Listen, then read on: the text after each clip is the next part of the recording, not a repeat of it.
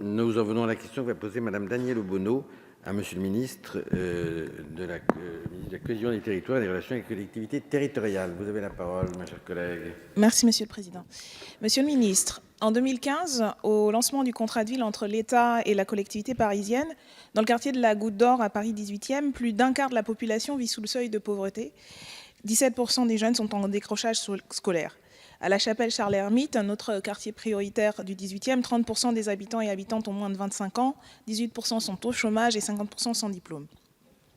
En 2019, le bilan du contrat de ville dressé par l'atelier parisien d'urbanisme est sans appel. À la Goutte d'Or comme à La Chapelle-Charles-Hermite, on constate une augmentation de la pauvreté et du chômage, une part des jeunes en difficulté d'insertion professionnelle qui reste particulièrement importante et des problèmes endémiques de mal logement. Ce ne sont quelques-uns des exemples de cette situation, à laquelle se sont ajoutées depuis plusieurs mois, voire quelques années maintenant, les conséquences du mauvais accueil des personnes migrantes et notamment des mineurs non accompagnés qui sont abandonnés à la rue à tous ces dangers, ainsi que l'absence d'un traitement sanitaire et social conséquent de l'épidémie de crack qui sévit dans ces quartiers. Malgré de nombreuses interpellations, les miennes comme celles des associations et des collectifs d'habitants, depuis 2 ans, les pouvoirs publics, les exécutifs locaux mais aussi nationaux ne répondent pas à la hauteur de la situation. La communication sécuritaire autour des évacuations de campements de migrants et migrantes, campements qui se recréent aussitôt qu'ils ont été évacués parce qu'il n'y a pas de solution pérenne donnée pour l'hébergement de ces personnes, ou alors la création à grand renfort de médiatisation de quartiers dits de reconquête républicaine qui se rajoutent en fait aux zones prioritaires préexistantes, ne traite pas les causes structurelles de fond de ces problématiques locales. Par ailleurs, alors que l'État devrait l'augmenter, vous avez baissé le budget 2020 de la politique de la ville de 10,5 millions d'euros par rapport à 2019. Et avec, pour le coup, la ville de Paris, vous poursuivez ce que beaucoup d'associations, de chercheurs et de mouvements politiques considèrent comme une articulation entre de la gentrification et de la paupérisation en matière de politique urbaine qui pousse les classes populaires hors de la capitale.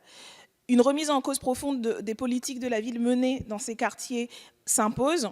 Donc, Monsieur le ministre, je vous demande, est-ce que vous êtes prêt, votre gouvernement serait prêt à soutenir auprès de votre majorité la demande de commission d'enquête sur les bilans des politiques de la ville en matière de logement, en matière d'accompagnement social, en matière de maintien de la tranquillité publique, une demande de commission d'enquête qui est portée par de nombreuses associations locales, notamment l'association SOS La Chapelle, et une commission d'enquête que je propose de porter auprès de cette Assemblée et auquel je vous appelle du coup à pouvoir répondre positivement.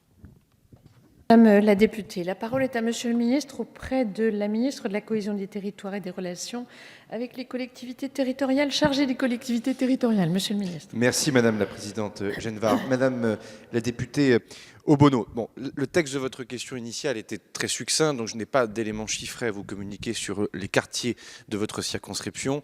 Si j'avais eu un texte peut-être plus complet en amont, bien sûr j'aurais pu apporter des réponses plus précises. Donc permettez-moi d'être spontané dans la réponse que je vais vous faire. Je partage une partie de la question que vous avez posée sur le constat. Il est dur, il est difficile, et d'ailleurs je crois qu'il doit nous conduire à une humilité collective, tant les situations se sont parfois dégradées au fil des années et depuis désormais de nombreuses décennies. Le deuxième commentaire, pour avoir été maire d'une commune politique de la ville, certes ne connaissant pas les mêmes difficultés que les quartiers de votre circonscription, j'en conviens, il est clair qu'il faut s'attaquer aux causes structurantes. Vous l'avez dit, structurantes et structurelles. Vous l'avez dit vous-même dans votre question. J'en vois plusieurs sur lesquelles je ne peux pas vous laisser dire que le gouvernement ne s'y attaque pas. La première, c'est bien sûr le logement.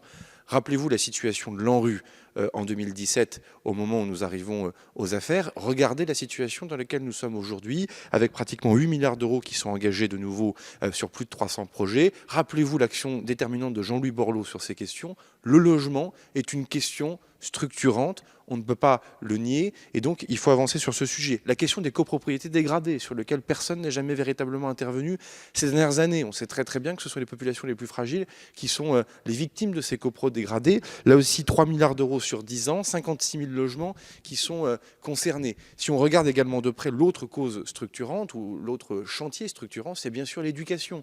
On ne peut pas passer sous silence, Madame la députée, que le dédoublement des classes CP, CE1, REP, PREP+, n'est pas un succès. Dans ma propre commune, en 2017, tout le monde regardait cette affaire avec beaucoup de circonspection. Aujourd'hui, communauté éducative comme parents d'élèves, personne ne songe revenir en arrière sur ce dédoublement inédit des classes sur lequel Jean-Michel Blanquer s'est beaucoup investi. La question des cités éducatives sont des choses également qui progressent. Est-ce que tout ça va suffisamment vite? C'est un autre débat. En tout cas, la réalité, c'est que des choses sont sur la table et avancent. J'ai peu de temps pour parler de ce sujet qui est gigantesque, mais évidemment, parler de la sécurité, ce n'est pas qu'un problème de renfort médiatique.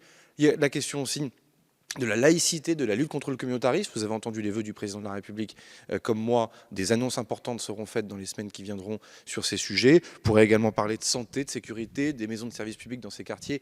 En 20 secondes, je ne peux pas le faire. Commission d'enquête, il ne m'appartient pas de vous répondre, mais le Parlement peut déjà contrôler les politiques du gouvernement en la matière sans forcément passer par une commission d'enquête. Madame la députée, voilà la réponse la plus spontanée que je pouvais vous faire ce matin.